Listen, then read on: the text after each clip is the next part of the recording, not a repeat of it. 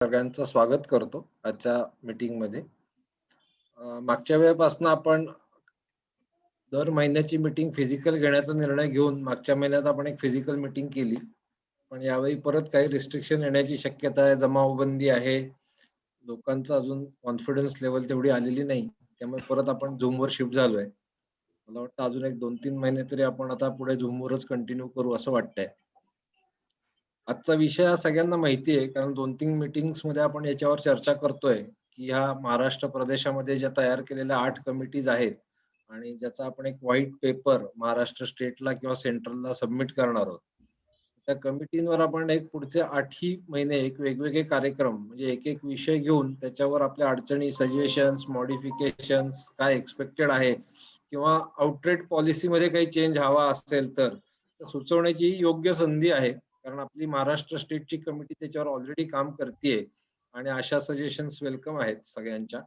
जेणेकरून आपल्याला तो पेपर बनवताना त्याचा पूर्ण अभ्यास होईल आणि त्याचा सगळ्यांना उपयुक्त अशा मॉडिफिकेशन सुचवल्या जातील. तर त्यासाठी आज आपण आज एम-पी-सी-बी हा विषय आज आपण घेतलेला आहे. त्याच्यासाठी आपल्याबरोबर माधव कुलकर्णी सर आलेले आहेत. त्यांची मी ओळख नक्कीच करून देईन.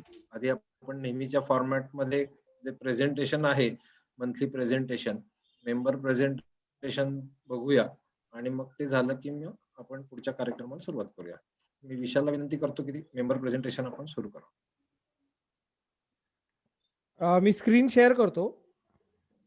इंट्रोडक्शन विशाल देतोस का? कोणाचं हो, प्रेझेंटेशन आहे? देतो. आज मेंबर प्रेझेंटेशन मध्ये आपल्याबरोबर शिरीष आफळे सर आहेत. तेजोनिधी इन्फ्रास्ट्रक्चर प्रायव्हेट लिमिटेड या नमस्कार. नावाने त्यांचा व्यवसाय आहे. नमस्कार. गेले 35 वर्ष ते इलेक्ट्रिकल इंजिनियर म्हणून काम करत आहेत, तसा त्यांचा अनुभव आहे. आणि EHV स्विच यार्ड्स आणि सोलर पॉवर प्लांट इरेक्शन ह्याच्यात त्यांचं स्पेशलायझेशन आहे.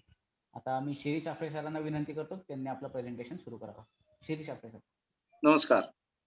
नमस्कार. मी Shirish Narhar Aphale, director Tejonidhi infrastructure private limited या नावाची एक कंपनी पुण्यामध्ये चालवतो आणि मेनली आमचं काम आहे energy conservation and reducing carbon footprints.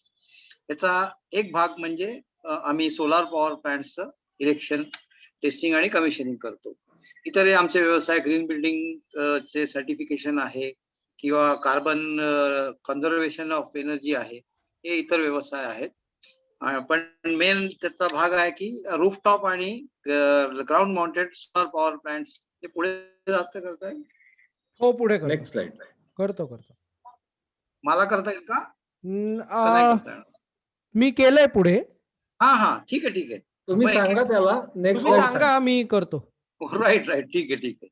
आम्ही मेनली क्लीन आणि ग्रीन एनर्जी ही आजची काळाची गरज आहे आणि we work on that every industry, commercial institutions या ठिकाणी आपण रूफटॉप सोलार पॉवर प्लांट्स ची एक्झिक्युशन करतो.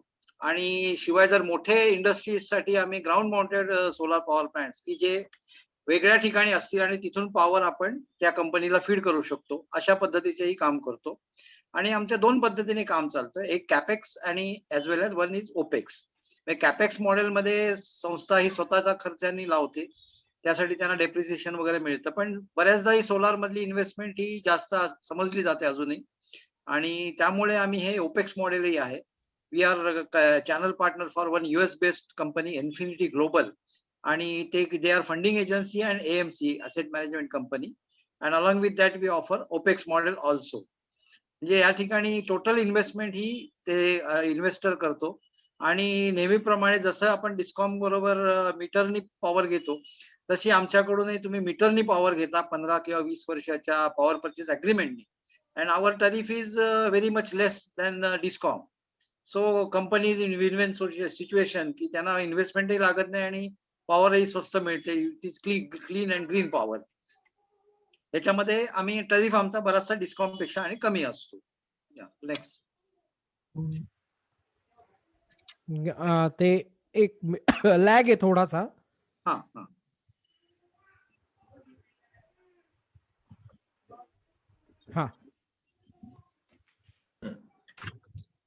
लघुउद्योजकांसाठी मी मेनली याच्यावरच स्ट्रेस देईन माझ्या कामाबद्दलचा की रूफटॉप पॉवर ही प्रत्येक लघुउद्योजकाला घेता येते आणि can be connected to main feeder and directly utilise.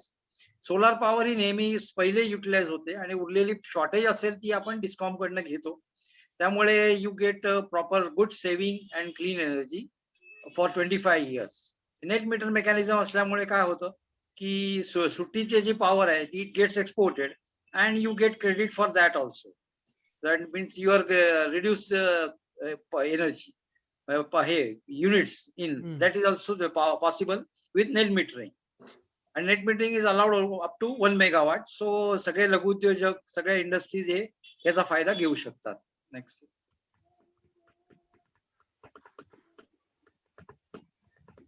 जेव्हा मी मगाशी म्हटल्याप्रमाणे जर 1 मेगावॉट पेक्षा जास्त कोणाचं कनेक्टेड लोड असेल तर we go for ground mounted where we can put power plant for the industry at some other place. म्हणजे जिथे लँडचे रेट खूप कमी आहेत अशा ठिकाणी मराठवाडा एरिया, बीड, परभणी या भागात असतात आमचे. आणि तिथे MSEB ला पॉवर कनेक्ट करून solar power you get a credit for these units in your bill. This is arrangement. It is called open access system और for ground mounted we do in that case. पण या केसमध्ये काय होतं की MSEBचं infrastructure आपण वापरतो त्याचे चार्जेस MSEB ला द्यावे लागतात. बिलिंग चार्जेस, ट्रान्समिशन चार्जेस याच्यातनं ते घेतात. पण तरीही मोठ्या लार्ज स्केल इंडस्ट्रीजना ही सिस्टीम खूप चांगली आहे, फायदेशीर आहे. नेक्स्ट.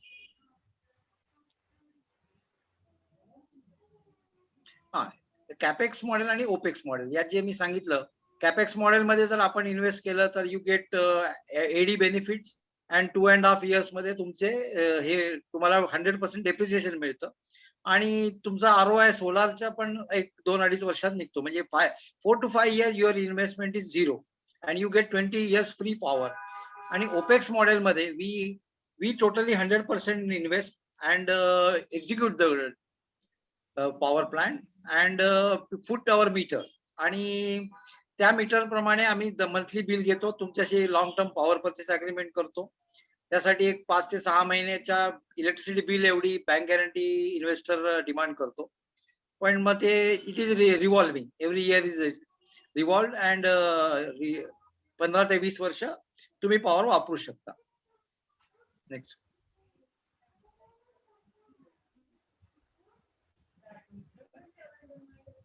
या दिस आय एक्सप्लेन जस्ट. हे छोटीशी माझी इंट्रोडक्शन आहे. मी bureau of energy efficiency Indian green building काउन्सिलचा मेंबर आहे आणि आम्ही ग्रीन बिल्डिंग सर्टिफिकेशन करतो, एनर्जी कॉन्झर्वेशन प्रोजेक्ट्स करतो, एनर्जी ऑडिटिंग करून घेतो. It is just introduction. Can read. हे मला रिसेंटली गेल्या आठवड्यातच एक अवॉर्ड मिळालं होतं. इमर्जिंग ब्रँड बिझनेस मंत्रा एक फर्स्ट जनरेशन एंटरप्रेनर्स साठी एक मॅगझिन आहे. तर ते अवॉर्ड मला 15 तारखेलाच मिळालं या and the hands of Shrikrishna Chitre and Jayant Abhyankar. Congratulation. Thank you. हे अदर डायरेक्टर्स आहेत आमचे. MSEDCL चे रिटायर्ड चीफ इंजिनियर आहेत मिस्टर प्रल्हाद साळुंके. ते माझ्याबरोबर काम करतात. ते मेडा आणि डिस्कॉम मध्ये बरेच वर्ष होते. After retirement he started working with me for MSEB policies and all liaisoning part he looks after. हे आमचे काही छोटे छोटे काम. आम्ही मेनली सेमिनार्स अरेंज करतो रुरल एरियामध्ये. Solar street light, solar pumps किंवा घरातले lanterns, home appliances running on solar, छोटे छोटे मायक्रोग्रिड्स हे आम्ही बरेच काम करतो तालुका लेवल किंवा विलेजेस वरती. आणि मराठीमध्ये सेमिनार्स अरेंज करतो याचं महत्व सोलारचं सांगण्यासाठी किंवा एनर्जी कॉन्झर्वेशनचं. हा एक आमचा भाग आहे. हे आमचे काही प्रोजेक्ट्स आहेत. Go ahead. Okay, thank you. Okay. मी हे गुड. मी हे प्रेझेंटेशन पण सगळ्यांशी शेअर करीन आपल्या ग्रुपवर, दोन्ही ग्रुपवर, टेलिग्राम आणि WhatsApp. Thank you sir. Okay, thank you very much. कोणाला काही प्रश्न आहेत का सोलर रिलेटेड? मला प्रश्न विचारायला आवडेल. विचारा. येस. माझं नाव श्रीकांत परांजपे.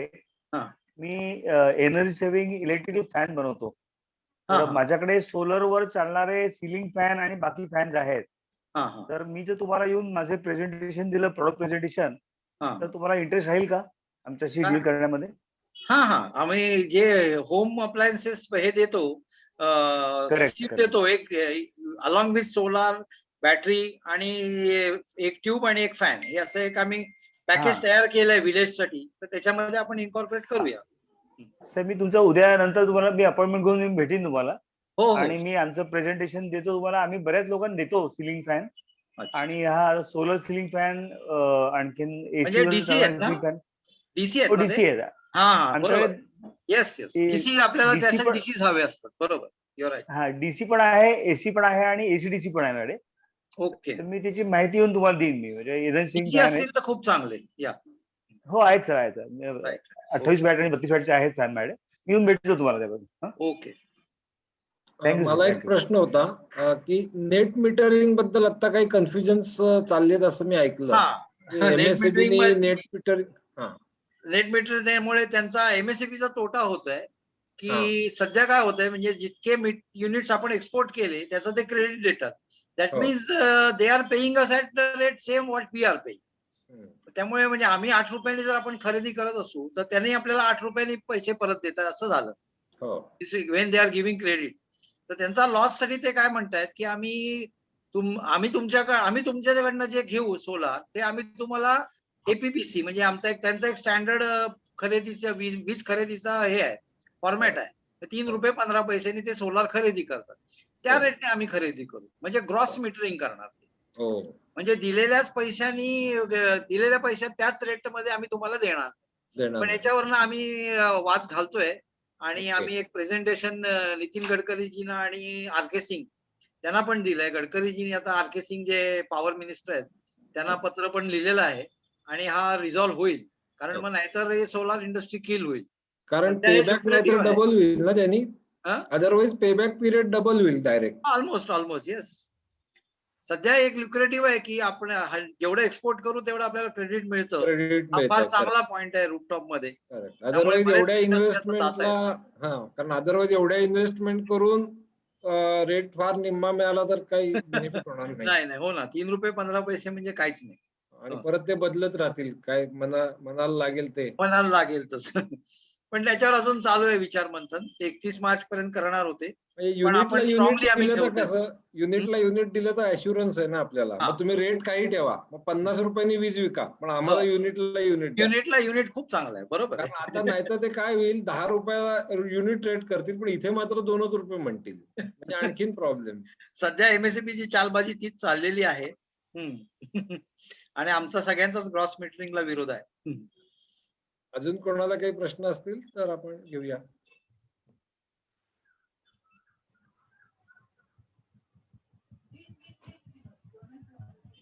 बहुतेक कोणाला दिसत नाहीये. तर मग चालेल, आपण, नंतरही विचारले तरी चालेल. हो नक्की, ते कॉन्टॅक्ट करतील. तुमचं प्रेझेंटेशनही पाठवू, ज्यांना इंटरेस्ट आहे ते तुम्हाला परत कॉल करतील. जरूर नक्की. आपण आज आपल्या पुढच्या विषयाकडे वळूया. माधव कुलकर्णी आपल्याकडे आलेले आहेत. महाराष्ट्राच्या प्रांतावरचे MPCB कमिटीचे चेअरपर्सन आहेत. ते साताऱ्याला त्यांचा स्वतःचा वैयक्तिक उद्योग आहे, आणि तरी सुद्धा ते लघुउद्योग भरतीला खूप मोठा वेळ त्यांच्या ऍक्टिव्हिटी मधला देत असतात.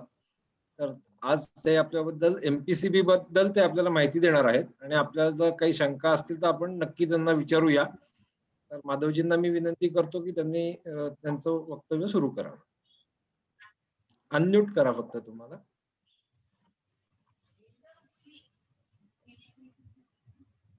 सर्वांना नमस्कार. पहिल्यांदा सर्वप्रथम नमस्कार.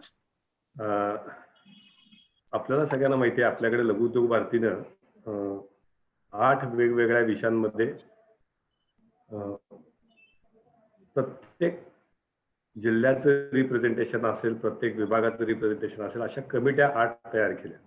या 8 कमिट्या ज्या आहेत त्यापैकी एक MPCB आणि पर्यावरण विषयक प्रश्न या संदर्भातली एक कमिटी आहे. या कमिटीमध्ये आपण प्रत्येक विभागातनं एक जण आता घेतलेला आहे. आपली अपेक्षा अशी आहे की जसे ही कमिटी झाली आणि त्या कमिटीला विभागातनं एक जण दिलेला आहे, तसा प्रत्येक जिल्ह्यातनं त्या प्रत्येक कमिटीवरती काम करणारा एक कार्यकर्ता आपला असावा. जेणेकरून या विषयातले येणारे प्रश्न लघु उद्योजकांचे आपापल्या त्या ठिकाणचे हे त्या ठिकाणी शक्यतो सुटावेत आणि त्यातल्या अडचणी ज्या आहेत त्या कमी व्हाव्यात अशा दृष्टीने आपली ही रचना आपण लावलेली आहे. आता आपल्याकडे ही रचना विभाग स्तरापर्यंत झालेली आहे. म्हणजे आपण प्रांताची कमिटी केली, त्या प्रांताच्या कमिटीमध्ये विभागाचा प्रत्येक एक रिप्रेझेंटेटिव्ह अशी आता आपली रचना लागलेली आहे. ही जरी संघटनात्मक बाब ही जिल्ह्यापर्यंत आपल्याला न्यायची आहे, हे येत्या काळात आपल्याला 7-8 महिन्यात करायचं. म्हणजे प्रत्येक जिल्ह्याला प्रदूषण या विषयात काम करणारा एक कार्यकर्ता असेल की जो त्या विषयातला एक्सपर्ट असेल. तसंच आपल्याला या बाकीच्या 8 कमिट्यांच्या बद्दल पण करायचं आहे. म्हणजे प्रत्येक क्षेत्रातले एक एक्सपर्ट प्रत्येक इकाईमध्ये असेल, हा आपला संघटनात्मक भाग झाला त्यातला. दुसरा भाग जो आहे त्यातला की या सगळ्या कमिट्यांचा हेतू काय, म्हणजे आपण हे सगळं का करतो, याच्या मागचा पर्पज काय. तर पर्पज त्यातला हा आहे की एकतर या विषयामध्ये आत्ताच असणार राज्य स्तरावरचं आणि आपण ज्याला म्हणतो प्रदेश स्तरावरचं आणि राष्ट्रीय स्तरावरचं जे काही फ्रेमवर्क आहे, जी आत्ताची पॉलिसी फ्रेमवर्क ज्याला म्हणतो ते काय आहे, एक्झिस्टिंग पॉलिसी फ्रेमवर्क. त्याच्यानंतर त्या पॉलिसी फ्रेमवर्क मध्ये उद्योजकांना असणाऱ्या अडचणी काय आहेत आणि या अडचणी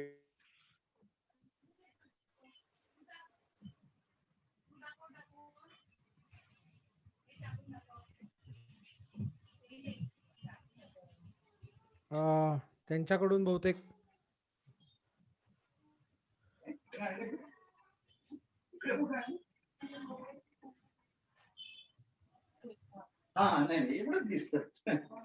नाही डिस्कनेक्ट झालंय. व्हिडिओ ऑफ करायला पाहिजे का? कनेक्टेड दिसतंय. ऍक्च्युली नाही काही. हो कनेक्टेड गेले बघ आता. नाही हा आले. हॅलो, सॉरी माझं जरा कट झालं. नाही हो काही problem नाही ठीक आहे. ऑनलाईन मध्ये हे असे इश्यूज येतात. नाही, माझ्याकडे कनेक्शनचा प्रॉब्लेम होता. ओके. हा, तर आता आपण प्रदूषण या विषयात विचार करताना प्रदूषण या संदर्भात महाराष्ट्र शासनाचं फ्रेमवर्क काय आहे आणि केंद्राचं फ्रेमवर्क काय आहे असा सगळा विचार आपण यात करतो.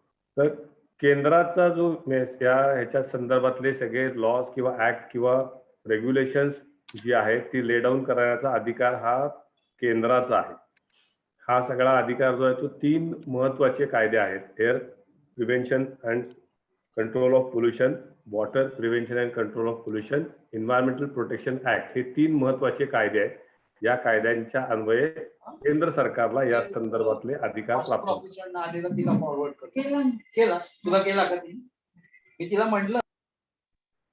या 3 कायदे हे 3 कायदे महत्वाचे आहेत आणि या 3 कायद्यांच्या सोबतच एन्व्हायरमेंटल प्रोटेक्शन ऍक्ट जो आहे त्या ऍक्टच्या अंतर्गत वेगवेगळी नोटिफिकेशन्स आणि वेगवेगळे रूल्स हे central pollution control board normally implement करत असतं. आता सेंट्रल पोल्युशन कंट्रोल बोर्डाला पॉलिसी डिसाईड करण्याचा आणि ती पॉलिसी इम्प्लिमेंट करण्याचा अधिकार आहे. त्यांनी डिसाईड केलेली जी पॉलिसी आहे, त्यांनी लेट डाऊन केलेली जी पॉलिसी आहे ती स्टेट लेवलला इम्प्लिमेंट करण्याचं काम प्रत्येक त्या ठिकाणचं pollution control board, state pollution control board हे करत असतं. आपल्याकडे Maharashtra state pollution control board जे आहे MPCB, त्यांच्याकडे हे सगळे ऍक्ट जे आहेत ते इम्प्लिमेंट करण्याचा भाग येतो. आता याच्यात आपण उद्योजक या दृष्टीने जर विचार करायचा झाला तर आपल्याला या 3 कायद्यांचं पालन करावं लागतं. या 3 कायद्यांचा मुख्य जो गर्भित हे जो आहे तो म्हणजे एकतर एअर पोल्युशनचं प्रिव्हेन्शन व्हावं, वॉटर पोल्युशनचं प्रिव्हेन्शन व्हावं, एन्व्हायरमेंटल प्रोटेक्शन हा त्यातला एक भाग आहे आणि त्याच्याबरोबर हजार्डस वेस्ट आणि इतर सर्व प्रकारचे सॉलिड वेस्ट त्याचं मिनिमायझेशन आणि त्याचं परत रियूज करण्यासाठीच्या पॉलिसी लेट डाऊन करतात. आता या पॉलिसी लेट डाऊन करत असताना त्यात बराचसा टेक्निकल भाग या सगळ्यामध्ये आहे.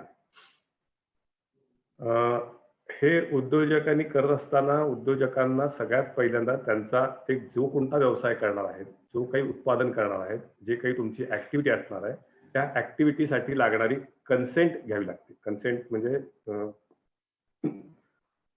तुम्ही एक प्रकारचं ते लायसन्स आहे, ज्याला कन्सेंट आपण म्हणतो, ते एक लायसन्सच आहे. ते लायसन्समध्ये तुम्हाला प्रॉडक्ट, त्याची कपॅसिटी, किती प्रोडक्शन करणार आहे आणि प्रोडक्शनची प्रोसेस या सगळ्या गोष्टी सुरुवातीला डिक्लेअर कराव्या लागतात. ह्याच्यात 2 प्रकार आहेत कन्सेंटमध्ये सुद्धा. आपण उद्योग सुरू करायच्या आधी म्हणजे आपण कंपाऊंड वॉल, मोकळ्या प्लॉटवरची कंपाऊंड वॉल बांधण्यापूर्वी कन्सेंट टू इस्टॅब्लिश घ्यावं लागतं आणि त्याच्यानंतर एकदा तुमचं इन्फ्रास्ट्रक्चर तयार झालं आणि प्रत्यक्ष प्रोडक्शनला सुरुवात होती त्याच्या आधी कन्सेंट टू ऑपरेट घ्यावं लागतं. तर या प्रोसेसमधनं सगळ्या उद्योजकांना जावं लागतं. या प्रोसेसमधनं जे उद्योजक जात नाहीत ते they are committing default as per these acts. हे बेसिकली आपल्याला माहित पाहिजे आणि आपण उद्योजकांना पण या प्रकारचे ट्रेनिंग देतो की शक्यतो आपल्याकडं कुणी लॉजचं व्हायोलेशन कुणाकडनं होऊ नये. लघु उद्योग भारतीची भूमिका अशी आहे की पर्यावरणाचं संवर्धन होता होता माझा उद्योग वाढला पाहिजे, ही आपली भूमिका आहे. त्याच्यामुळं त्याबद्दल आपल्यात आणि शासनामध्ये कुठल्या प्रकारचं दुमत काही नाहीये. प्रश्न आहे की त्याच्या इम्प्लिमेंटेशन मध्ये काही गोष्टी आपण सजेशन देत असतो.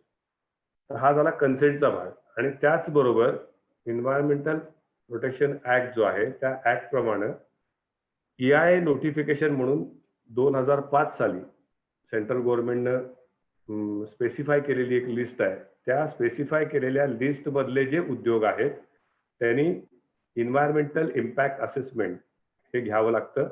हे एन्व्हायरमेंटल इम्पॅक्ट असेसमेंट कुठल्याही पोल्युशन कंट्रोल बोर्डाकडून मिळत नाही, तर ते ministry of environment and forest कडनं घ्यावं लागतं, एक तर स्टेटच्या किंवा सेंट्रलच्या. ती शेड्यूल्ड लिस्ट जी आहे त्या शेड्यूल्ड लिस्ट मधले जे स्टेटचे पार्ट आहे त्यातल्या लोकांनी स्टेट मिनिस्ट्री ऑफ एन्व्हायरमेंट कडनं घ्यावा लागतो क्लिअरन्स आणि सेंट्रलची जी लिस्ट आहे त्यातल्या लोकांनी सेंट्रल कडनं घ्यावा लागतो. हे दोन प्रकारचे लायसन्सिंग पार्ट हा आहे आणि त्याच्यानंतरचा पार्ट जो आहे तो इम्प्लिमेंटेशन ऑफ ऍक्ट. याच्यात बऱ्याच जणांना अडचणी येऊ शकतात.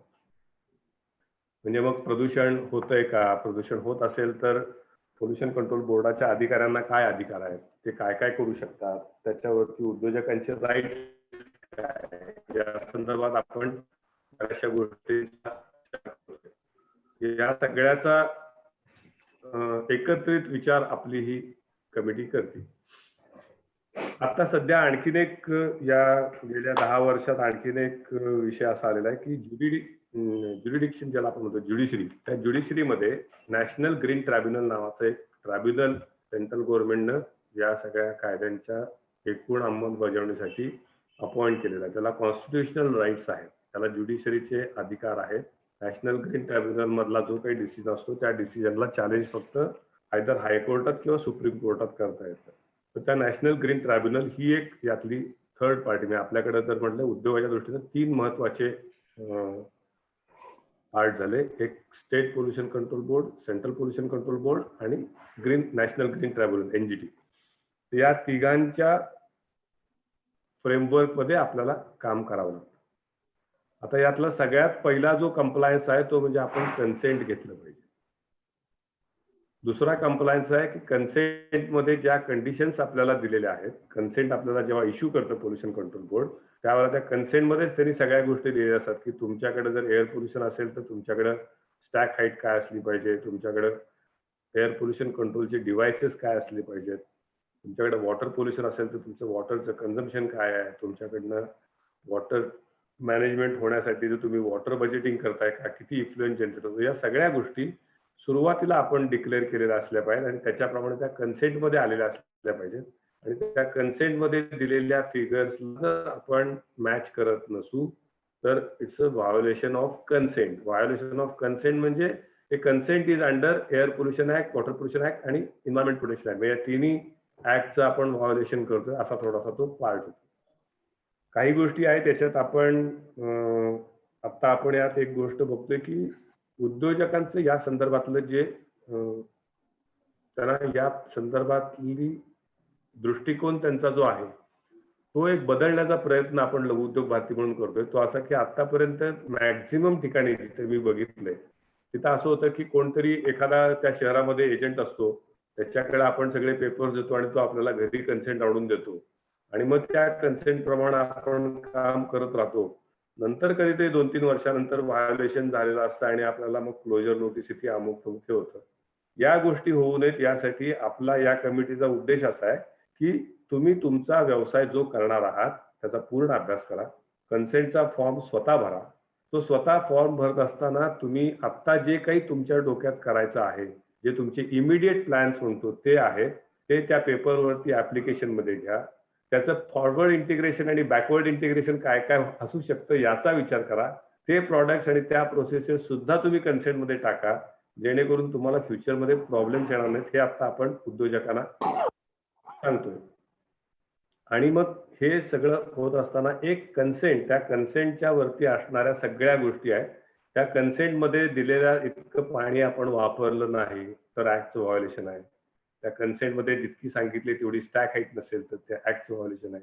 मग त्यातनं पोल्युशन कंट्रोल बोर्डाच्या लोकांना आपल्या प्रिमायसेसमध्ये एंट्री करायला संधी आपण देतो आणि मग त्या संधीचं नंतर शेवट कुठं होतो ते आपल्याला सगळ्यांना माहिती आहे. हे आता हे सगळं फ्रेमवर्क मी सांगितलं. आपली अपेक्षा अशी आहे की त्या त्या ठिकाणी असणाऱ्या लोकांना अडचणी काय आहेत, या सगळ्या समस्या यातल्या काय आहेत किंवा त्यांना पडणारे प्रश्न काय आहेत ते जास्तीत जास्त आपल्या समोर यावे. मगाशी मी मनोजजींना सांगितलं की सुरुवातीला मी फक्त फ्रेमवर्क एक्सप्लेन करीन, त्याच्यानंतर सर्वांनी आपापले प्रश्न थोडक्यात सांगावेत. सगळ्यांचे प्रश्न एका ओळीनं असतील ते घेऊ आणि त्याच्यानंतर एकत्रितपणे त्याला काय असेल त्याप्रमाणे आपण बोलू. मनोजजी पुढे सगळ्यांनी प्रश्न घ्यायला हरकत नाही. चालेल. नचिकेत, आता काही प्रश्न असतील तर घेऊया. माधवजी, मला एक बेसिक प्रश्न होता की आपले आता पुण्यामध्ये बरेच साधे लेथ मशीन ऑपरेटर म्हणण्यापेक्षा जॉब वर्क करणारी बरीच लोक आहेत, छोटी इंडिव्हिज्युअल. त्यांना पण या सगळ्या गोष्टी ऍप्लिकेबल होतात का? का त्याला बेस आहे काही म्हणजे की या नंबर ऑफ एम्प्लॉईज किंवा असं काही टर्नओव्हर किंवा अशी काही क्रायटेरिया अप्लाय होण्यासाठी? कुठलाही उद्योग, संपूर्ण भारतामध्ये कुठलाही उद्योग जर करायचा असेल तर त्याला कन्सेंट हे मॅन्डेटरी आहे. मग तो भले 10,000 रुपयाचा असू दे किंवा 50,000 असू दे किंवा 50 लाखाचा असू दे तर 50 कोटीचा असू दे. जर तो उद्योग असेल, प्रक्रिया असेल त्याच्यात तर त्याला कन्सेंट हे मॅन्डेटरी आहे. प्रोसेस असेल, प्रोसेस असेल. आता यात मशीन मॅन्युफॅक्चरिंग, मशीन मॅन्युफॅक्चरिंगला पण आहे. मी आता समजा कुठलं एखादं लेथ, एकच माणूस आहे ज्याच्याकडे एकच माणूस आहे, एकच लेथ मशीन आहे आणि त्याच्यावरती तो बुशिंगला फक्त बुशिंग कट काढून देतो असं तरी सुद्धा त्याला कन्सेंट टू एस्टॅब्लिश आणि कन्सेंट टू ऑपरेट हे घेणं मॅन्डेटरी आहे. फक्त यात एकच गोष्ट आहे की जे असे छोटे उद्योजक आहेत की ज्यांच्याकडच्या प्रोसेसेस झिरो पोल्युशनच्या आहेत त्यांच्यासाठी व्हाईट कन्सेंट मिळतं. व्हाईट कन्सेंट हे असं असतं की as long as you are not changing your manufacturing process that consent will be valid. म्हणजे आज जर तुम्ही कन्सेंट घेतलं तर तुम्ही जोपर्यंत प्रोसेस तुमची चेंज करत नाही तोपर्यंत हयात ते कन्सेंट तुम्हाला चालू राहील. तुमचं परपेच्युअल आहे म्हणजे ते जोपर्यंत चेंज नाही तोपर्यंत नाही करणार तोपर्यंत. अजून क्वेश्चन्स काही?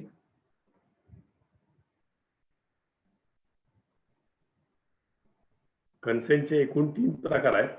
मगाशी जसं आता मी मनोजजीला सांगितलं की ज्यांच्या झिरो पोल्युटिंग इंडस्ट्री आहेत, झिरो पोल्युशन इंडस्ट्री म्हणजे फॉर एक्झाम्पल फॅब्रिकेशन शॉप्स आहेत, म्हणजे ग्रिल्स, विंडो वगैरे मॅन्युफॅक्चर करणारे असतील, त्याच्यानंतर अल्युमिनियम विंडोज करणारे असतील, एखादं लेथ मशीन घेऊन त्याच्यावरती मशीनिंगचं काम करणारे लोक असतील, अशी छोटी युनिट जे आहेत त्यांच्यासाठी व्हाईट कन्सेंट आहे की जे लाईफ लॉंग चालतं. त्याच्यानंतरचं ग्रीन कन्सेंट आहे की ज्याच्यात पोल्युशन आहे पण थोडंसं आहे, म्हणजे फॉर एक्झाम्पल फॅब्रिकेशन शॉप आहे आणि फॅब्रिकेशन शॉप मध्ये जर पेंटिंग होत असेल तर इट्स अ ग्रीन कन्सेंट, ते व्हाईट कन्सेंट मध्ये जात नाही. पण फॅब्रिकेशन शॉप वाला आहे ज्याच्याकडे कॉम्प्रेसरनं पेंटिंग होत नाही, ब्रशने किंवा रोलरनं पेंटिंग होते तर तो व्हाईट मध्ये जातो. आणि ज्याला कॉम्प्रेसर वापरला ते ग्रीन मध्ये जातं. त्याच्यानंतर काही इंडस्ट्री अशा की ज्या रेड मध्ये येतात. रेड मधले केमिकल झोन जो आहे तो पूर्ण रेड मधला आहे, त्यांना कन्सेंट दरवर्षी घ्यावं लागतं. ऑरेंज झोन जो आहे तो रेड पेक्षा खालचा की ज्याला 3 वर्षानंतर कन्सेंट घ्यावं लागतं. आणि ग्रीन जे आहे त्याला 5 वर्षानंतर कन्सेंट घ्यावं लागतं. व्हाईटचं कन्सेंट जे आहे त्याला लाईफ लॉंग आहे. एकदा कन्सेंट घेतलं की इट्स ऍप्लिकेबल फॉर एव्हर. पण घ्यायला पाहिजे म्हणजे मी सुद्धा घेतलेलं नाहीये. म्हणजे एखादं जर समजा फॅब्रिकेशन शॉप असेल किंवा एखादा लेथ होणार असेल आणि त्याच्याकडे कन्सेंट नसेल तर ही इज व्हायोलेटिंग ऍक्ट. त्याच्यावरती त्याला क्लोजर नोटीस येऊ शकते. सर मला एक प्रश्न होता. हो विचारा. माझं ऍक्च्युली मी व्हाईट कॅटेगरीचं सरांनी जे आता मेन्शन केलं, सायंटिफिक इन्स्ट्रुमेंट्स म्हणून त्याच्यामध्ये व्हाईट कॅटेगरीमध्ये इन्क्लुझिव्ह आहे सेक्टर ऑफ बिझनेस. हो. तर मी 2016 मध्ये बिल्डिंग एक्सपान्शन केलं, MIDC मध्ये आहे माझा प्लॉट. तर त्यावेळेला मी कन्सेंट घेतलेला होता आणि 2016 मध्ये मला वाटतं ते कॅटेगरायझेशन झालं आणि 2019 मध्ये ते माझ्या लक्षात आलं की कॅटेगरायझेशन वाईज, कारण माझं आधी ग्रीन कॅटेगरीमध्ये होतं, कारण ते फक्त compliance साठी ऍक्च्युली घ्यायला लागलं, कारण MIDCचं प्लॅन पास करायला बेसिकली MPCBचा कन्सेंट लागतो. बरं. तर मी त्याच्यामध्ये व्हाईट कॅटेगरीला 2019 मध्ये जेव्हा रिन्युअल होतं, तर त्यावेळेला ऑलरेडी MPCBला लेटर पाठवलेलं आहे की माझं व्हाईट कॅटेगरीमध्ये आहे. पण त्यांच्याकडनं त्याच्यावर काहीच डायरेक्टिव्ह नाही की म्हणजे हाच कन्सेंट व्हॅलिड आहे किंवा अजून काही प्रोसेस करायची गरज आहे. तिथे ऑफिसमध्ये कोणी त्याच्यावर त्यावेळेला काही सांगू शकत नव्हतं आणि अनफॉर्च्युनेटली गेल्या वर्षी 2020 मध्ये काय त्याच्यावर माझ्याकडनं फॉलोअप झाला नाही. तर ह्याच्यामध्ये नवीन काय डायरेक्टिव्ह आहेत का? व्हाईट कन्सेंट जर तुमचा असेल आणि जोपर्यंत तुम्ही तुमची मॅन्युफॅक्चरिंग प्रोसेस चेंज केलेली नाही तोपर्यंत ते व्हाईट कन्सेंट व्हॅलिड आहे. नाही सर, माझा जो कन्सेंट इश्यू झाला होता तो ग्रीन होता आणि 2019 मध्ये रिन्युअल जेव्हा होतं तर त्यावेळेला मी MPCBला लेटर हे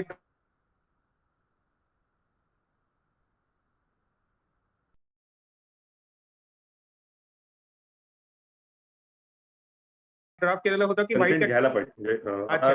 पोल्युशन कंट्रोल बोर्डाच्या ऑफिसमध्ये जाऊन कन्सेंट घ्यायची प्रोसिजर आता नाहीये. जर समजा व्हाईट कन्सेंट असेल तर तुम्ही ऑनलाईन तुमचं रजिस्ट्रेशन करू शकता. ऑनलाईन हो. कन्सेंटला तुम्ही ऍप्लिकेशन करू शकता आणि ऑनलाईनला कन्सेंटला ऍप्लिकेशन केल्यानंतर तुम्हाला 45 दिवसात व्हाईट कन्सेंट मिळायला पाहिजे. आणि त्यात आणखीन एक सर्क्युलर असा आहे, if you are applying for a white consent and you are not getting any reply or any query from Pollution Control Board within 45 days, then your application will be treated as a deemed consent. Deemed consent. Okay, मग माझी केस तीच आहे बहुतेक, कारण मला काही response आलेला नाही. ऑनलाईन फाईल केलेलं आहे सगळं मी. Application itself will be considered as a deemed consent. म्हणजे तुम्हाला कन्सेंट दिलंय असं गृहीत धरलं जाईल, पण ऍप्लिकेशन केलेलं असलं पाहिजे. कारण त्याच्यामध्ये एक व्हाईट कॅटेगरी डिक्लेरेशन म्हणून एक होतं MPCBच्या पोर्टलवर, जिथे आपण ऍप्लिकेशन करतो. तर तो मी सगळा फिलअप करून दिलेला आहे. हो, बरोबर. पण त्याच्यावर फॉलोअपही केला पण त्यांच्याकडनं काहीच नाही. त्याची अॅक्नॉलेजमेंट काढून ठेवा. ती acknowledgement itself is a consent. Okay, thank you. दिवस होऊन गेले असतील तर. हां, राईट. थँक्यू.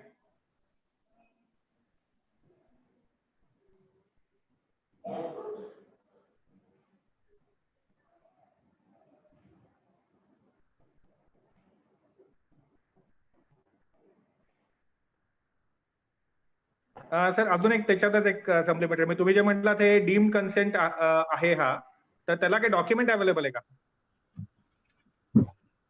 आहे की सर्क्युलर आहे त्याचं प्रॉपर सर्क्युलर आहे. MPCBच्या वेबसाईटवर मिळेल आपल्याला? MPCBच्या वेबसाईट वरती आहे. ओके. MPCBच्या वेबसाईट वरती कन्सेंट मॅनेजमेंट प्रोसिजर म्हणून एक आहे. त्या कन्सेंट मॅनेजमेंट प्रोसिजर मध्ये जर तुम्ही गेलात तर तुम्हाला एक सर्क्युलर भेटेल, ज्याला व्हाईट कन्सेंट म्हणून म्हणतात. त्यात ते तुम्हाला सर्क्युलर मिळेल. ओके. चालेल. थँक्यू. सर नमस्कार, मी प्रसाद पुरंदरे. एक प्रश्न विचारू? हो, विचारा. आमची इंडस्ट्रियल पेंटची फॅक्टरी आहे. आम्ही ऑरेंज कॅटेगरीमध्ये येतो आणि आम्ही मार्च वेल विदिन ऍडव्हान्स, म्हणजे एक्सपायर व्हायच्यावर 2-3 दिवसावरून सगळं आम्ही अपलोड केलं होतं MPCBचं ऍप्लिकेशन करण्याकरता रिन्युअलसाठी. पण आता जवळजवळ आता 1 वर्ष होत आलं आता, म्हणजे आता फेब्रुवारी संपला जाता, पण अजून आम्हाला त्यांच्याकडनं काही उत्तर आलं नाही. पण त्यांनी ज्या क्युरीज केल्या आम्ही सगळ्या सॅटिस्फाय केल्या. ते कॅपिटल वाढले, तुमचं पैसे ऍडिशनल भरा, ते पैसे भरले, पण त्यांच्याकडनं अजून काय आम्हाला येत नाहीये. तर याच्यावर काय स्पेसिफिक टाइम असतो किंवा 6 महिन्याच्यात त्यांनी तुम्हाला दिलं पाहिजे, त्याचा काही रिझल्ट दिला पाहिजे, असं काही असतं का? त्याच्यात असं आहे की तुम्ही ऍप्लिकेशन केल्यानंतर विदिन 45 डेज जर तुम्हाला क्वेरीज कुठल्या रेज झाल्या नाहीत तर ते application will be considered as a dim consent, हे त्यांनी सांगितलं. पण तुमच्या केसमध्ये जर क्वेरीज त्यांनी रेज केल्या असतील तर त्या क्वेरीजचा कंप्लायन्स तुम्ही करणं आवश्यक आहे. त्या क्वेरीजचा कंप्लायन्स केल्यानंतर तो कंप्लायन्स त्यांच्याकडे ते कंप्लायन्स प्रूफ मागतात. ती कंप्लायन्स प्रूफ आपण त्यांना द्यावी लागते. ती दिल्यानंतर कन्सेंट इमिजिएटली मिळेल. दिलंय आम्ही त्यांना, सगळं दिलंय. इनफॅक्ट मधनं फोन पण आला की तुमचं कोणी एजंट वगैरे आहेत का? म्हटलं आमचे एजंट वगैरे कोणी नाहीये. परत त्यांना फोन केला की मग आमचं सर्व्हिस याचं काय झालं, काय प्रॉब्लेम आहे? तर ते म्हणले नाही, तुमचं तयार आहे, तुम्हाला येईल ऑनलाईन. मागचं आमचं ऑनलाईन आलं होतं कारण आम्ही नाही, सगळे मग तुम्ही तुम्ही तुम्ही तुम्ही काय करा, तुम्ही कन्सेंट मॅनेजमेंट पोर्टल जे आता मी सांगितलं एमपीसीबीच्या पोर्टलवरती जायचं, तर तुम्हाला कन्सेंट मॅनेजमेंट म्हणून एक हे दिसेल आयकॉन. त्या फील्डमध्ये एंटर केल्यानंतर तुम्ही तुमचं नाव टाईप करा, तुम्हाला ते कन्सेंट आलं असेल तर कदाचित आलं पण असेल, ते एकदा साईटवरती एकदा चेक करा.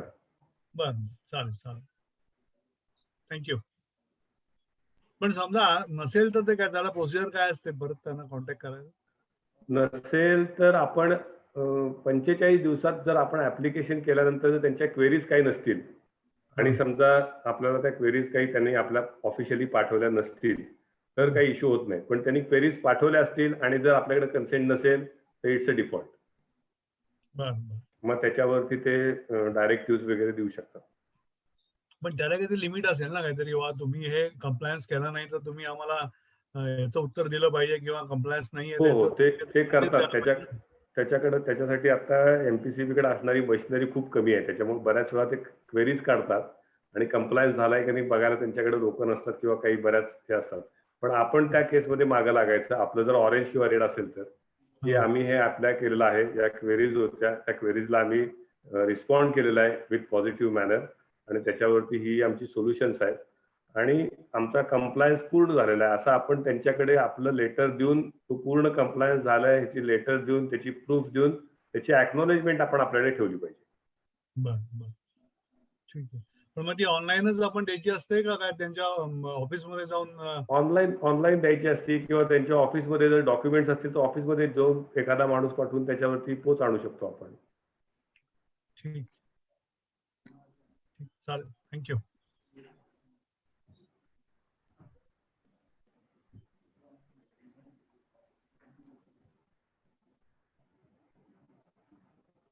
अजून काही आहेत प्रश्न?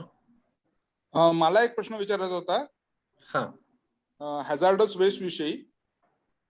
विचारा. आमची रेड झोन मध्ये येते, इलेक्ट्रोप्लेटिंग इंडस्ट्री आहे. बरोबर. पण आमचं युनिट छोटं आहे, महिन्याला एक 5-6 किलोच्या वर काही वेस्ट तयार होत नाही, हॅझार्डस वेस्ट. तर आम्ही आता दर क्वार्टरला पाठवतो हॅझार्डस वेस्ट डिस्ट्रक्शनला, त्यांची पुण्यातली जी एजन्सी आहे त्यांच्याकडे, रांजणगावला. हा. तर पण आता कसं होतं, 17-18 किलोसाठी तो आम्हाला अख्ख्या टेम्पोचा चार्ज लावतो. तर असं काही मिनिमम वेस्टेज तुम्हाला गोळा करून ठेवता येतं का? पण म्हणजे मी माझ्या मित्रांना काही परदेशी विचारलं, ते म्हणले की मिनिमम 100 किलो झालं की पाठवा, मिनिमम 50 किलो झालं की पाठवा. त्यांच्याकडे तसं काही म्हणजे मला दिसलं नाही की दर क्वार्टरला पाठवावंच लागतं. म्हणजे 18 किलोसाठी आम्ही अख्खी टेम्पो पाठवतो. पण त्याचे लायसन्स होल्डर कोणी छोट्या गाड्या घेत नाही, मोठे टेम्पोच घेतात फक्त. आपल्याकडे हॅझार्डस वेस्ट मॅनेजमेंट ही जी कॅटेगरी आहे त्याच्यासाठी सेंट्रलाइज फॅसिलिटीज रेकमेंड केलेल्या आहेत. कॉमन ट्रीटमेंट फॅसिलिटी असते, त्या कॉमन ट्रीटमेंट फॅसिलिटीला हे सगळं कलेक्ट करावं असं आहे. या कॉमन ट्रीटमेंट फॅसिलिटीजनी त्या ट्रान्सपोर्टेशन ऑफ हॅझार्डस वेस्टसाठी व्हेकल स्वतःचं डेडिकेटेड त्यांचं असावं आणि त्यांनी इंडस्ट्रीमधनं ते कलेक्शन करावं, ही त्याच्या मागची कन्सेप्ट आहे. आता ते करत असताना त्यांनी या सगळ्या फॅसिलिटीजना जेव्हा परवानगी दिली तेव्हा त्यांनी मिनिमम किती क्वांटिटी उचलायची, त्या मिनिमम क्वांटिटीला ट्रीटमेंटचा रेट काय लावायचा, इथंपर्यंत सगळ्या गोष्टी पोल्युशन कंट्रोल बोर्डानं फिक्स केलेल्या आहेत. त्याच्यामुळे तुम्ही त्यांच्याकडे ट्रान्सपोर्टेशन करण्यापेक्षा त्या रांजणगावच्या पार्टीचं व्हेकल तुमच्याकडे यायला पाहिजे कलेक्शनला. नाही, त्यांचंच व्हेकल येतं, पण ते अख्खं आमचं जास्त 17-18 किलो, पण ते मिनी टेम्पोचा चार्ज लावतात आम्हाला. पण ते सगळ्यांचं मिळून एकत्रित करत असतात, तुमच्या एकट्यासाठी व्हेकल येत नसणार आहे, त्या व्हेकल मधनं ते सगळ्यांचा वेस्ट घेत असतात. तोच आमचा मेजर प्रॉब्लेम आहे. मिल्क व्हॅन जी आहे ना, ती त्यांची काय एवढी नीट सिस्टीम चालत नाहीये, मोठा प्रॉब्लेम येतो. तुम्हाला जर ते पूर्ण चार्ज लावत असतील तर तुम्ही पोल्युशन कंट्रोल बोर्डाला कळवू शकता की आम्हाला रांजणगावच्या फॅसिलिटीकडनं एकट्यासाठी टेम्पोचं भाडं लावलं जातं, कारण त्याचे रेट्स हे स्पेसिफाय केलेले आहेत. पोल्युशन कंट्रोल बोर्डाने ते रेट स्पेसिफाय केलेले आहेत. ते बायोमेडिकल वेस्ट, हॅझार्डस वेस्ट आणि म्युनिसिपल वेस्ट याच्यासाठी ट्रान्सपोर्टेशनचे रेट्स हे पोल्युशन कंट्रोल बोर्डाने फिक्स केले. पण म्हणजे त्याचा मिनिमम स्टोरेजचा असं काही त्यांची नाही, मिनिमम स्टोरेज असं नाहीये. त्याला किलो झालं की एकदम पाठवा. त्याला असं आहे, जर समजा तुमच्याकडे त्याच्या प्रॉपर स्टोरेजची फॅसिलिटी 100 किलोची असेल तर तुम्ही 100 किलो पर्यंत पण साठवू शकता. पण 100 किलोच्या स्टोरेजची जी फॅसिलिटी तुम्हाला क्रिएट करावी लागेल ना, त्याची कॉस्ट प्रचंड आहे. ओके. आणि हा प्लेटिंग इंडस्ट्री मधला मेजर प्रॉब्लेम, कारण त्यांच्याकडे सायनाइड्स वगैरे असतात आणि हे सायनाइड्स वगैरे कुठं पर्कोलेट होऊ नयेत आणि ग्राउंड वॉटरला त्यांनी कुठं पर्कोलेट होऊन कंटामिनेट करू नयेत, हा त्याच्या मागचा दृष्टिकोन आहे. त्याच्यामुळे त्याच्या स्टोरेजसाठीचे जे वेगळे पिट्स आहेत त्याची स्पेसिफिकेशन दिलेली आहे, ते तुम्ही केलेलं नसेल म्हणून तुम्हाला ते जसं तयार होईल तसं ते पाठवा असं म्हणतात. हो बरोबर, दर क्वार्टरला पाठवतो आम्ही. तुम्ही जर त्याची स्टोरेजची जर समजा प्रॉपर पिट्स केली तर तुम्हाला वर्षात एकदा पाठवते चालेल, पण त्या पिटची जी कॉस्ट आहे it will be much higher than transportation cost. Transportation. Okay okay, thank you.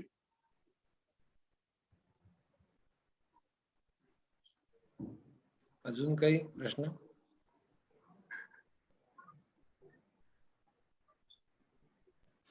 प्रश्न कुणाचे येत नाहीत तवर मी थोडंसं त्यातलं माझं आमचे जे विचार मंथन होत असते प्रदेश स्तरावरती ते थोडंसं सांगतो. सांगा ना. एक म्हणजे आपण आपला व्यवसाय करत असताना आपलं कॉस्टिंग करतो, तर आपण आपल्या कॉस्टिंग मध्ये पोल्युशन हा विषय धरला पाहिजे आणि या सगळ्याचा विचार करून आपण आपल्या कॉस्टला अराईव्ह झालं पाहिजे. म्हणजे बऱ्याच ठिकाणी हा प्रश्न येतो की आता फॉर एक्झाम्पल महिंद्राचे बरेचसे वेंडर्स मला भेटतात, तर महिंद्रानं त्यांच्या वेंडर्सना जेव्हा ते कास्टिंग वरती एक समजा 43 रुपये 60 पैसे रेट देतात तेव्हा त्याच्यात 20 पैसे रेट वाढवून देतात एन्व्हायरमेंटल प्रोटेक्शन. तसंच टाटाचं पण आहे, तसं महिंद्राचं पण आहे, तसं बऱ्याचशा मल्टीनॅशनल कंपन्यांचं आहे. पण आपण ते कॉस्टिंग मध्ये धरतो का, गृहीत धरतो का, हा विचार आपल्याकडच्या, जसं आता हे प्लेटिंगचा जे विषय सांगितला, आपण ती कॉस्ट धरलेली नसते. आपण कॉस्टिंग करताना काय करतो की हे माझं रॉ मटेरियल आहे, हे माझी लेबर आहे, हे माझे ओव्हरहेड्स आहेत, हे माझं इतकं इतकं आहे असं करतो आणि त्याचं समअप करतो, त्याच्यावरती 15% आणि कंटिन्जन्सी असा तसा आपला नॉर्मली कॉस्टिंगचा विषय आपण संपवतो. तर तो न करता मला एन्व्हायरमेंट प्रोटेक्ट करायचं आहे आणि मला कुठल्याही प्रकारचं व्हायोलेशन करायचं नाही, त्याची जर कॉस्ट काढली तर ती कॉस्ट आहे. We will have to consider that cost in our costing itself. म्हणजे आपण जेव्हा बीड करतो किंवा RFQ देत असतो त्यावेळेला हे आपण कन्सिडर करायला पाहिजे, ही पहिली गोष्ट. दुसरी गोष्ट अशी आहे की आपण जेव्हा कन्सेंट घेतो किंवा एखादा व्यवसाय सुरू करतो त्यावेळेला आपल्या डोळ्यासमोर एकच प्रॉडक्ट असतो. म्हणजे फॉर एक्झाम्पल आता एखाद्यानं समजा फॉर एक्झाम्पल एखाद्याने कास्टिंग एखादं सुरू केलं, तर कास्टिंग सुरू करताना त्या डोक्यात ब्रेक दिस काय, तर उद्यानंतर ती कंपनी प्रॉडक्ट ऑगमेंटेशन मध्ये तुम्हाला त्याच्याबरोबर ऍक्सेल द्या म्हणते, त्याच्याबरोबर आणखीन काहीतरी द्या म्हणते. मग त्याच्याबरोबर ऑगमेंटेड प्रॉडक्ट काय काय आहे त्याचा विचार आपण सुरुवातीला लायसन्सिंग घेताना करत नाही, तर तो सुरुवातीलाच करायला पाहिजे आणि सुरुवातीच्या ऍप्लिकेशन मध्येच घातलं पाहिजे. म्हणजे फॉर एक्झाम्पल आता आपण एखादा मँगो पल्पचं युनिट काढणार आहे, तर आपण फक्त मँगो पल्पचाच विचार करतो, पण आपण हा नाही विचार करत की आपण एक्सपांड करताना पुढच्या वेळेला आपण त्याच्यातनं टोमॅटो सॉस पण करू, फूड इंडस्ट्रीमधले 10 प्रॉडक्ट करू, तर ते 10 प्रॉडक्ट सुरुवातीलाच लायसन्स मध्ये आपण इन्क्लूड करतो का, तर करत नाही. तर ते करायची सवय आपल्याला लागली पाहिजे. म्हणजे एकतर फोरकास्ट प्लॅनिंग ज्याला म्हणतो आपण, ज्याला आपण विजन म्हणतो, ती विजन सुरुवातीला ऍप्लिकेशन मध्ये आपण टाकू शकतोय का, ती जर टाकली तर आपल्या प्रोसेसेस काय असतील, ती जर टाकली तर आपलं वॉटर बजेट काय येईल, ती जर टाकली तर आपल्या कन्सेंट मध्ये प्रॉडक्ट किती येतील आणि त्याच्या कॅपॅसिटीज काय येतील, हा सगळा विचार आपण करायला पाहिजे. जसं आता आपल्याकडे एक मेंबर आपले पेंट इंडस्ट्रीमध्ये आहेत जे ऑरेंज कॅटेगरीमध्ये आहेत, त्यांनी जर उद्याच्याला एखादा त्यांचा केमिकल कॉम्पोनंट जर घ्यायचा म्हटला, स्वतः तयार करायचा म्हटला, जे आता बाहेरून ते घेत असतील, तर त्याच्यासाठी कदाचित त्यांना इन्व्हायरमेंटल क्लिअरन्सला जावं लागेल. पण तेच जर त्यांनी सुरुवातीला टाकलं असतं की आपण पेंट पण तयार करणार आहे आणि त्याच्यासाठी जर रॉ मटेरियल मधलं हे केमिकल पण तयार करणार आहे XYZ, तर त्याचा क्लिअरन्स आधीच आपण घेतला असता, तर तो आपला कॉस्ट, एनर्जी आणि या सगळ्या गोष्टी वाचू शकतात. आणि कधीही आपण समजा 1 टन प्रोडक्शन करणार असू महिन्याला, तर कन्सेंट घेताना तुम्ही 5 टनाचं घ्या, कारण तुमचं कन्सेंट 3 वर्ष 5 वर्षासाठी आहे. तुम्हाला एन्व्हायरमेंटल ऑडिट जर तुमचं झालं आणि तुमची 1 टनाची कॅपॅसिटी असताना तुम्ही 10 टन प्रोडक्शन केलं, तर it's a violation of act. त्याच्यामुळे या सगळ्या गोष्टी आपण आपल्या उद्योजक मित्रांना या निमित्तानं सांगायला पाहिजे की कन्सेंटचं ऍप्लिकेशन स्वतः स्टडी करून भरा. कन्सेंटचं ऍप्लिकेशन भरत असताना आपल्या बिझनेसचा फ्युचर प्लॅन जे आहेत ते सगळे त्यात इनकॉर्पोरेट करा. हे सगळं करत असताना त्याचं कॉस्टिंग आपल्या डोक्यात ठेवा आणि ऍप्लिकेशन करत असतानाच तुम्ही मोठ्या स्केलचा विचार करा. मी छोटा आहे, छोटाच राहणार आहे असा विचार न करता कधीतरी माझा व्यवसाय मोठा होणार आहे, तर त्याचं ऍप्लिकेशन मी आत्ताच केलं तर काय होईल असा विचार करतो.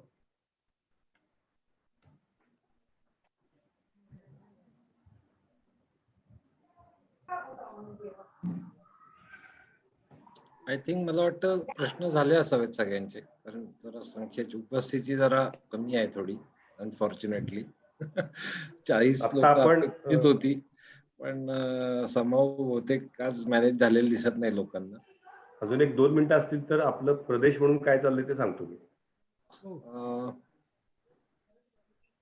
7:45 माझ्या मते संपूया आपण आता. चालेल. आणि तासभर नचिकेत. हो बरोबर आहे ना? हो, एक 2 मिनिटं आहेत आपल्याकडे अजून. आहेत ना? हा, काय म्हणजे त्यांनी होईल काय, एक क्लोजिंग जस्ट मला असं बघायचं होतं की जिथे आपले मेंबर्स या कमिटीमध्ये काम करणं अपेक्षित आहे, तर एनिवे आपण हे रेकॉर्ड करतोय, तर जे आले नाहीयेत ते ऍटलिस्ट बघू तरी शकतील आणि त्यांना शेवटच्या ह्याच्यात कळेल की एक्झॅक्टली आत्ता काय स्टेटस आहे आणि आत्ता काय काम चाललंय. मला वाटतंय तुम्ही माधवजी सांगा आत्ताचं स्टेटस काय आहे आपल्या. आपल्याला एक महत्वाचा विषय आता आपण घेतोय तो असा आहे की हे सगळे ऍड जे आहेत हे सगळं वन साइड ट्रॅफिक आहे. म्हणजे स्टेट गव्हर्नमेंट आणि सेंट्रल गव्हर्नमेंट असं चाललं पाहिजे असं म्हणून एकदा डायरेक्टिव्ह देतं आणि त्याच्यानंतर जो नॅचरल जस्टिसचा जो पार्ट आहे तो उद्योजकांच्याकडे राहत नाही. म्हणजे पोल्युशन कंट्रोल बोर्डाकडनं येणाऱ्या नोटिसेस, त्यांच्याकडनं येणाऱ्या क्लोजर नोटिसेस आणि ऑल ऑफ सडन त्यांनी MSEB ला कळून युनिट्स बंद करणे असे जे प्रकार घडतायत त्याच्यावरती आपलं असं म्हणणं आहे की ऍक्टचं व्हायोलेशन हे व्हायलाच नाही पाहिजे, हे बरोबर आहे. पण त्याचबरोबर आमची बाजू पण पूर्णतः सगळ्या बोर्ड्सने ऐकून घेतली पाहिजे आणि त्यांना असा एकतर्फी आमची युनिट्स बंद करण्याचा अधिकार असला नाही पाहिजे. हा आपला सगळ्यात महत्वाचा आत्ताचा फोकस आहे आणि त्याच्यावरती आपण जास्त आपण त्याला नॅचरल जस्टिस असंच म्हटलेलं आहे. तेवढाच विषय आता आपण या वर्षात लावून धरणार आहे. नाही, नक्कीच. म्हणजे हा खूपच इफेक्टिव्ह विषय आहे आणि लोकांनी कॉन्ट्रीब्युट पण केलं पाहिजे. आम्ही पण आता आमच्या मेंबर्सना जरा ऍक्टिव्हेट करून हे आपलं रेकॉर्डिंग परत एकदा आपण रिलीज करूच. म्हणजे लाईव्ह तर आपण ठेवणारच आहोत युट्यूबवर. प्रत्येक एकाईतनं एक माणूस पाहिजे आम्हाला. पाहिजे आपल्याला तर, आणि त्याचा आवाका पण तेवढा आहेच. हो. म्हणजे आणि प्रॉब्लेमही तेवढे जास्त म्हणजे येऊ शकतील बरोबर सगळ्यांसमोर. प्रत्येक इकाईतनं एक व्यक्ती पाहिजे की जो या विषयात काम करेल. खरंय, देऊ आम्ही, कोणीतरी नक्की देऊ. चालेल. आय थिंक मला वाटतं सगळे विषय झालेले आहेत. तर माधवजी तुम्ही आलात आणि वेळात वेळ काढून आम्हाला कमिटीची पूर्ण माहिती दिली, तर त्याबद्दल मी आपले आभार मानतो. मला वाटतं आपण आजचा कार्यक्रम संपला असं जाहीर. नक्की. हो, थँक्यू. C you.